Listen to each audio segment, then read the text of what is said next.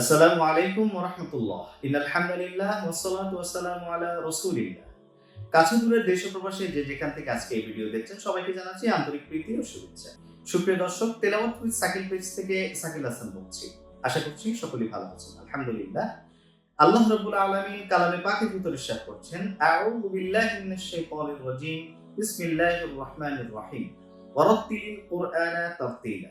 আল্লাহ রাব্বুল আলামিন বলেন, তোমরা কোরআন পাঠ করো ধীরে ধীরে স্পষ্টভাবে।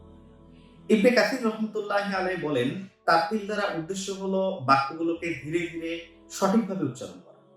বুখারীর বর্ণনায় এসেছে, হযরত আনাস রাদিয়াল্লাহু তাআলা আনহুকে কোরআন কারীম তেলাওয়াত পাঠের নিয়ম সম্পর্কে জিজ্ঞেস করলে তিনি বলেন, রাসূলুল্লাহ সাল্লাল্লাহু আলাইহি ওয়াসাল্লাম শব্দগুলোকে টেনে টেনে পড়তেন।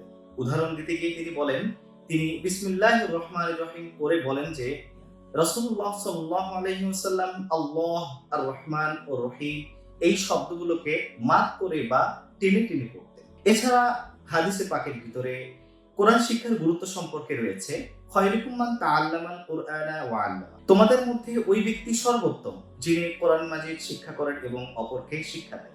সুতরাং তাজবিদ সহকারে কোরআন শিক্ষার গুরুত্ব ফজিলত অপরিসীম। সম্মানিত সুধী, পেজটি ফলো করে আমাদের সাথেই থাকুন। আশা করছি আপনিও কোরআন তেলাওয়াত করতে পারবেন তাজবিদ সহকারে এবং সঠিকভাবে সহি শুদ্ধ করে ইনশাআল্লাহ।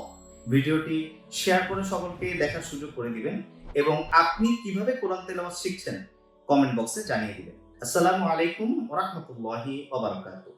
আমি দেখিনি তোমায় চোখের তারায়, তবুও তোমায়